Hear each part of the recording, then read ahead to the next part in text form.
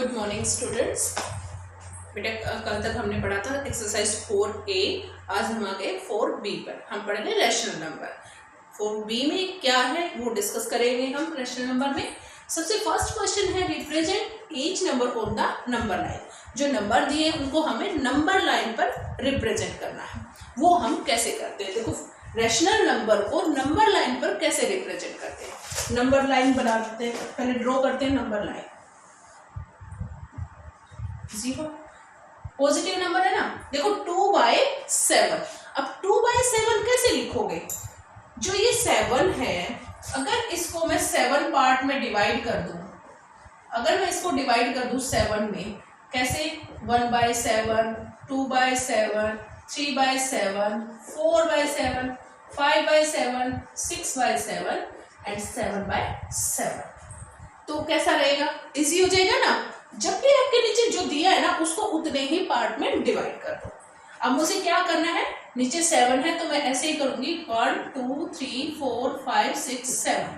1/7, 2/7, 3/7, 4/7, 5/7, 6/7 and 7/7। इस तरह इसको लिखेंगे। एक तो इसको लिखेंगे 7/7। दूसरा तरीका है, इसको 7/7 को अगर मैं कट करती हूँ तो 1/1 इज इक्वल टू 1, तो मैं इसको 1 भी लिख सकती हूँ। ठीक है, एक केस में आप 7/7 लिख सकते हैं, दूसरे आप इसको 1 भी लिख सकते हैं। अब मुझे इधर भी अगर लगाना चाहो तो -1/7, -2/7, -3/7 ऐसे। हमें रिप्रेजेंट क्या करना है? 2/7। तो कहाँ है 2/7? ये रहा। ये क्या है? 2/7। इसको आप पॉइंट को A लिख देना। ये आपका फर्स्ट पार्ट हो गया। उसके बाद जैसे दिया है 1/3, बस इतना ही। 1 पार्ट में आप इतना ही ड्रॉ करोगे और पेंसिल से ड्रॉ करोगे। नेक्स्ट दिया है 1/3। नीचे क्या है? 3। तो कितने पार्ट होंगे? 3। 1/3, 2/3 एंड 3/3। 1/3, 2/3 एंड 3/3, या फिर इसको लिखोगे 1।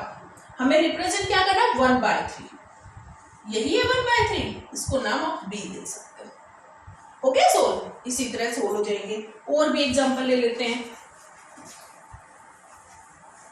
आप थोड़ा सा डिफिकल्ट ले लेते हैं। ये था बहुत ही सिंपल।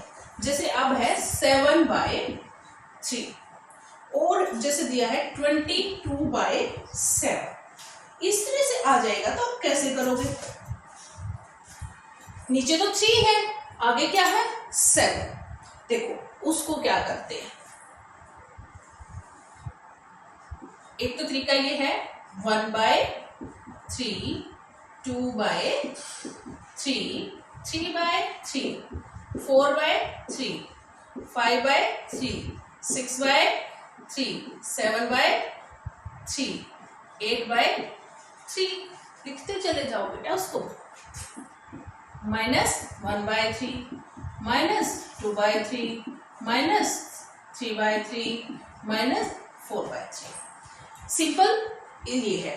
हमें पुट क्या करना है? रिप्रेजेंट क्या करना है? 7/3। चलो फिर कहाँ है 7/3? ये रहा। इसको क्या दे दोगे? C नाम दे देंगे। अगर ये आपको ऐसे ना करना है तो कैसे करोगे 7/3 को? 7/3 को अगर मैं मिक्स्ड फ्रैक्शन से बनाऊं, 3 2 6, 1/3। ये 2 क्या है? होल नंबर, यानी कि 2 नंबर कंप्लीट, और फिर जो है वो 1/3 यानी तीसरे का 1 पार्ट। वो कैसे करते? देखो 1 2 और जो ये अब 3 है ना, ये देखो 2 तो ये हो गए पूरे। ठीक है, अब 1/3 ये जो है इसके हम 3 हिस्से कर लें, 1 2 3। तो ये जो हिस्सा होगा 1/3, ये होगा 2/3 और ये तीसरा होगा 3/3। तो ये क्या था? यहाँ था 1/3, यहाँ था। ठीक है, आप दोनों मेथड से कर सकते हो जो आपको इजी लगे। मुझे लगता है आपको ऊपर वाला इजी लगेगा। ठीक है, उसके बाद नेक्स्ट है जैसे 22/7। अब आपको 22 बार मार्क करना पड़ेगा, या तो आप करना 22 टाइम मार्क। 1 2 3 4 5 6 7 8 9 10 12 13 14 15 16 17 18 19 20 21 22 23। 1/7, 2/7, 3/7, 4/7, 5/7, 6/7, 7/7, 8/7, 9/7, 10/7, 11/7, 12/7, 13, 14/7, 15/7, 16/7, 17/7, 18/7, 19/7, 20/7, 21/7, 22/7 एंड 23/7। हमें क्या रिप्रेजेंट करना है? 22/7। इसको हम डी का, तो आपको बहुत सारे नंबर लिखने पड़े, क्यों ना बेटा? अगर ये तरीका ना करके हम 22/7 को मिक्स फ्रैक्शन में लिखें, 7 3 जा 21 एंड 1/7। इसको हम देखो, हमें सिर्फ कितने चाहिए? 3 और कुछ और 1 2 3 और ये मैंने 4 लगा दिया, ठीक है। अब ये 3 1 2 3 यहां तक तो ये होल नंबर है, यहां तक तो हो गया। अब जो इसके हैं 1/7, जो ये पार्ट है इसके 7 पार्ट कर लेने हैं आपको। इसके क्या करने हैं? इक्वली 7 पार्ट करने पड़ेंगे। जब इसके 7 पार्ट करेंगे तो 1 पार्ट हम लेंगे। मान लीजिए मेरे पास ये वाला हिस्सा है, ये वाला, ये 3 और 4 के बीच का है, इसके मैं कितने पार्ट करूंगी? 7 इक्वली। कर लिए ना मैंने ये। अब जब ये 7 पार्ट कर लिए तो इसको मैं लिख सकती हूँ 1/7, 2/7, 3/7, 4/7, 5/7 और 6/7 और ये हो जाएगा 7/7। यानी कि उसको जब काटेंगे तो आप यहाँ 4 लिख सकते हैं या उसको 1 करके दिखा सकते हैं। अब जब मैंने इसके उसी तरह यहाँ करके दिखाती हूँ, ठीक है। अब 3 और कितने पार्ट? 1, ये हिस्सा 1 पार्ट है, तो यहां से लेकर यहां तक इसको भी आप डी दे सकते हो। एक तरीका ये है और एक तरीका ये है, आप जो आपको इजी लगे वो आप करना। नेक्स्ट क्वेश्चन भी, अब इसमें नेगेटिव दिए हुए, चलो नेगेटिव वाली भी प्रॉब्लम ले लेते हैं। जैसे -1/3 -3/4 ये दिया है, -3/4। अब के बाद इंटीजर किसका है? नेगेटिव का। कितने नीचे क्या है? 4, हम 4 कर लेंगे। 1 2 3 4 -1/4 -2/4 -3/4 एंड -4/4। ठीक है, जो नीचे दिया उतने ही पार्ट आप लगा लो। उधर भी आप लिख सकते हो 1/4 2/4 3/4 एंड 4/4। प्रेजेंट क्या करना है? 3/4। तो यहां से चलो 0 से चलते हैं हमेशा। तो ये क्या है? ए लिख दो या कोई भी नाम दे दो, ठीक है। एक क्वेश्चन दिया है 36। अब ये नीचे लगा दिया, कंफ्यूज मत होना, ठीक है। कंफ्यूज नहीं होना है। नीचे 5 है, ऊपर 36 है, नेगेटिव इंटीजर ही है। ये या नीचे लगाए या साइड लगाए या ऊपर लगाए। तो आपके 36 पार्ट करने हैं आपको। -1/5 -2/5 -3/5 4/5 ऐसे चलते जाओगे। मान लीजिए यहाँ आ गया और ये आपको रिप्रेजेंट करना है, ठीक है। इस तरह से आप करेंगे जो आपको इजी लगे दोनों फॉर्मूले से। आपका फर्स्ट क्वेश्चन हो गया। क्वेश्चन नंबर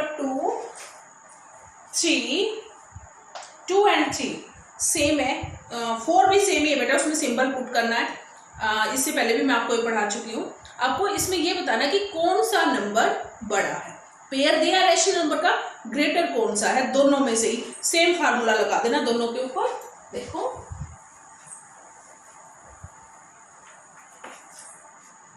जैसे मेरे पास क्वेश्चन नंबर 2 की ले लेती हूँ मैं प्रॉब्लम। 5/6 और 0, इन दोनों में से कौन सा बड़ा है? यहाँ तो आपको सीधा पता है 0 स्मॉल है और 5/6 बड़ा है, तो यहाँ तो आप सीधा लिख देना ग्रेटर कौन है? 5/6। ओके, जैसे फिर दिया है, अब ये बताओ -3/5 एंड 0, इसमें कौन सा ग्रेटर है?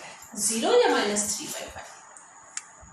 0, कैसे? जब आप नंबर लाइन बनाते हो, इधर तो माइनस के रहते हैं और उधर प्लस के रहते हैं, माइनस का इधर आया और उस आपके राइट साइड के नंबर सारे क्या होते हैं? ग्रेटर। तो यहां क्या हो जाएगा? 0। अगर मान लीजिए ये भी नहीं याद रहता तो आप करो क्रॉस मल्टीप्लाई, ठीक है। इसके नीचे क्या लिखते हैं? जब भी 0 दिया उसके नीचे क्या लिखते हैं? 1 -3 और इधर 5 मल्टीप्लाई 0 -3 और ये 5 0 जा 0। अब 0 ही ग्रेटर रहेगी, है ना। नेगेटिव नंबर तो स्मॉल होता है, इसीलिए कौन 3 मारेगा? 0। और ग्रेटर नंबर कौन हुआ? 0। ये ध्यान रखना, 0 पॉजिटिव ना पॉजिटिव नंबर में आती ना नेगेटिव में आती, लेकिन जब नेगेटिव नंबर आते हैं तो 0 उसके राइट साइड होती है, राइट साइड के सभी नंबर ग्रेटर होते हैं। उसके बाद है -6/11 और 5 -11। आप क्रॉस मल्टीप्लाई कर दो, -6 मल्टीप्लाई -11 और इधर 5 मल्टीप्लाई 11, माइनस माइनस प्लस 66 और ये प्लस 55। तो कौन सा नंबर हुआ? बड़ा ये। तो ये कौन है? -6/11, ठीक है। लेकिन मुझे ये डाउट में लग रहा है, ये है हमारा क्वेश्चन नंबर 2 का 5।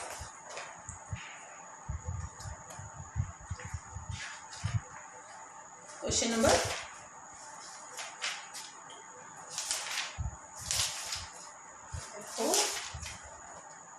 2 का 5 नहीं बेटा। देखो इसमें एक चीज और ध्यान रखनी है, मैंने आपको सिंपल समझाया। यहाँ ये देखो,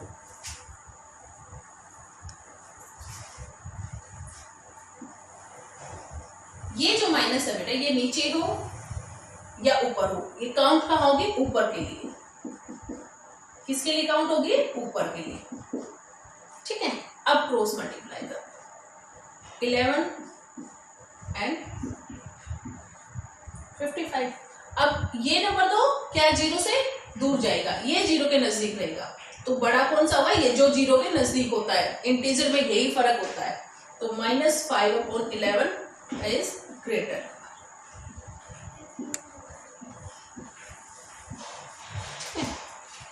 उसके बाद आपका क्वेश्चन नंबर 3 सेम है बेटा, इसी तरह है। सब में 6 प्रॉब्लम दी है, आप 6 ना करके 3 प्रॉब्लम भी कर सकते हो। क्वेश्चन नंबर 4 मैं बताती हूँ। क्वेश्चन नंबर 4 में आपको सिंबल पुट करना है कि कौन सा सिंबल आएगा। एक ही बात है कि आपको ग्रेटर और लेस देन एंड इक्वल, इनमें से सिंबल पुट करना है, ठीक है। ये माइनस का 13 है, तो ये माइनस, ये भी नेगेटिव इंटीजर और ये भी नेगेटिव इंटीजर, तो हम क्रॉस मल्टीप्लाई से पता करते हैं।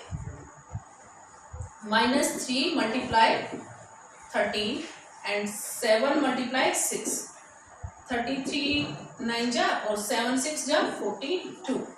अब जो नेगेटिव में बड़ा नंबर होगा वो छोटा होगा। 39 यहाँ छोटा नंबर है, 42 यहाँ बड़ा नंबर है। उल्टा होगा, 39 क्या होगा? यहाँ ग्रेटर होगा। 39 क्या होगा? Greater number. तो 3 कौन मारेगा? ये -3/7 ग्रेटर 6 -3, ये सिंबल आएगा, ठीक है। ये उल्टा होता है नेगेटिव इंटीजर में भी, देखने में नंबर बड़ा होता है लेकिन वो एक्चुअली में इंटीजर में, नेगेटिव इंटीजर में स्मॉल होता। उसके बाद 5/-13 डैश -35/91, ठीक है। ये दिया हुआ है, दोनों ही नेगेटिव इंटीजर है। नीचे लगाओ या ऊपर लगाओ, उससे शो हो जाता है कि ये नेगेटिव इंटीजर है। 5/13 35/91, या तो इसको क्रॉस मल्टीप्लाई कर दो, 5 मल्टीप्लाई 91 और इधर -35 मल्टीप्लाई 30, 5 1 जा 5 9 जा 45, 13 5 जा 65, 13 3 जा 39, 40 एंड 45। अब देखो दोनों ही क्या है? इक्वल, तो इनके बीच क्या आएगा? इक्वल का सिंबल आएगा, ठीक है। इस तरह से आपको करना है। अब दिया है क्वेश्चन 0 डैश -3/-5, इसको कैसे करोगे? इसमें इसके नीचे क्या लिख लो 1, 0 - 5 0 एंड -3, तो इसमें हमेशा ही क्या आया आपका 0 ग्रेटर आया। क्या आया 0 ग्रेटर है। नेगेटिव इंटीजर से ग्रेटर कौन होता है 0। तो क्वेश्चन नंबर 1 to 4 आप सोल्व करना, 1 to 4 आप अपनी नोटबुक में सोल्व करना, solve in your notebook. Okay, फिर भी जिसकी जो प्रॉब्लम रह जाए वो आप डिस्कस कर सकते हो। Okay, thank you.